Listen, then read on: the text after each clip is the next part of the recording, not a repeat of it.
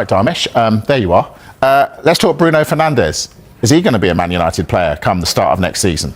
I think the next few days are really, really crucial because we know that Al Hilal are prepared to pay around £100 million to sign Bruno Fernandes. They're prepared to pay him around £700,000 a week to make him one of the most highest paid players in world football. It's our understanding that Bruno Fernandes still hasn't made a decision about whether he wants a new challenge and to leave Manchester United for Saudi Arabia. We understand that he's speaking with his family because not only is it going to be a big move for him, it's clearly going to be a huge move for his family as well. So I think these are really, really crucial days, Mike, with regard to the future of Bruno Fernandes. As far as Manchester United are concerned, they do not want to sell Bruno Fernandes. They haven't received a formal offer as yet.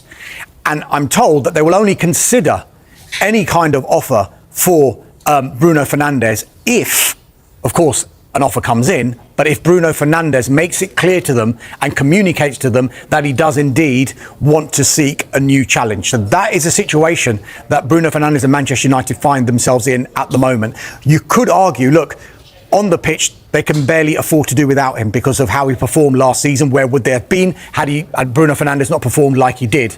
But then off the pitch, you kind of have to ask yourself the question, can they afford not to accept a bid that is worth around £100 million for someone who's going to be 31 in September? He's got 2 years left on his contract at Manchester United. He signed it quite recently. It runs until 2027. United clearly don't want to sell, but if Bruno Fernandes makes noises, I want to see what they've got to say, see what they offer, then Manchester United will then weigh it up. It's a really interesting one. As is Antony's situation. Is he coming back to United? Well, by the terms of his contract, at the moment, he is. He had a really good spell at Real Betis, scored 9 goals in 24 starts for them at the back end of last season. It was a straight loan move from Manchester United to Real Betis. I'm told that lines of communication between Manchester United and Betis remain open over a potential deal. However, Manchester United would want to do a permanent deal for Antony if they are to let him go, over doing another loan move for Antony. And a permanent move, it's going to be really, really difficult for Real Betis to be able to afford the kind of asking price Manchester United would want. If you go back to January and Manchester United tried to do a permanent deal for Antony, I'm not sure how much money they could actually ask another club. And so they kind of took a calculated risk. They thought, right, if we can send him to La Liga, maybe that pace of football would suit Antony, and it did. It might raise his value. So now he's come back to Manchester United with probably a higher value than he did back in January. Now, the other alternative, I'm sure there'll be other suitors for Antony. There'll be other clubs who will come in for him simply because of how he performed for Betis, is an unlikely scenario, but still a possible one, because he's still a Manchester United player. So could he yet be reintegrated into the Manchester United squad under Ruben Amorim? Why would it be any different? Sounds outlandish at the moment. It does. But if I was to compare the two situations that they had earlier on last season, Marcus Rashford and Antony, they both went on loan. Marcus Rashford to Aston Villa, Antony to Real Betis. In the lead up to Marcus Rashford going on loan to Aston Villa, he was completely admonished from the Manchester United first team squad. He wasn't involved at all.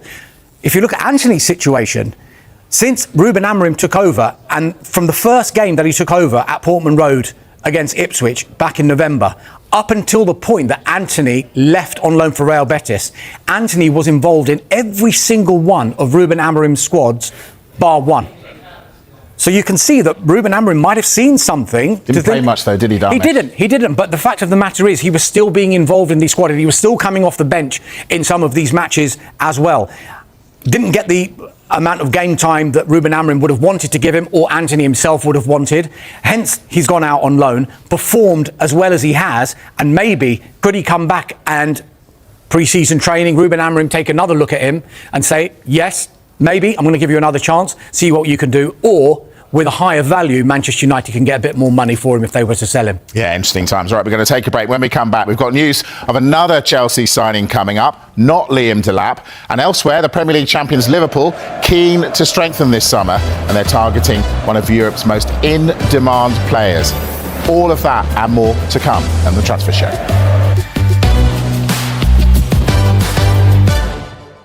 Bruno Fernandes labelled child as Man United face serious issues, with captain open to transfer. Bruno Fernandes has been branded a child after his penalty miss cost Man United in a 1-1 draw against Fulham in the Premier League over the weekend. The Red Devils have made a poor start to the new season, with Ruben Amorim's side taking just 1 point from their opening 2 matches against Arsenal and Fulham. Man United were also humiliated in the League Cup on Wednesday evening, with League Two Grimsby beating them on penalties after the Red Devils came from 2 goals down. Bruno Fernandes has often been the bright light for Man United, despite their struggles, but he is often criticized for his body language and moaning. Against Fulham at the weekend, Fernandes criticized referee Chris Kavanagh following his missed spot kick after the official bumped into the Man United captain as he stepped back from positioning the ball on the penalty spot.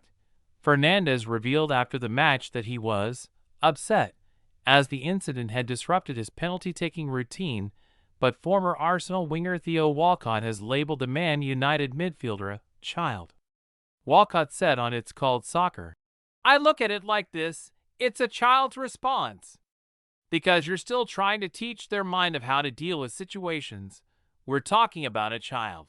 It was a natural child reaction, which you would expect, and you expect them to keep going on. You know what it's like with you kids. Something happens, and they want to keep on going on, and you're trying to manage the situation. But he's a professional athlete who's the captain of Manchester United Football Club. He needs to be stronger and blank everything out because you're playing for the biggest club in the world right now. And if that affects him, the referee bumping him, then they've got big, serious issues already." Walcott continued. "Get him off penalty duties. Get him off the captain's armband perhaps. Because for me, if that was another player, you think Cristiano Ronaldo is going to react the same way? Absolutely no chance. Do you think Odegaard at Arsenal would react the same way? Absolutely no chance." Bruno Fernandes' reaction has really surprised me, but it's got us talking about that instead of the result.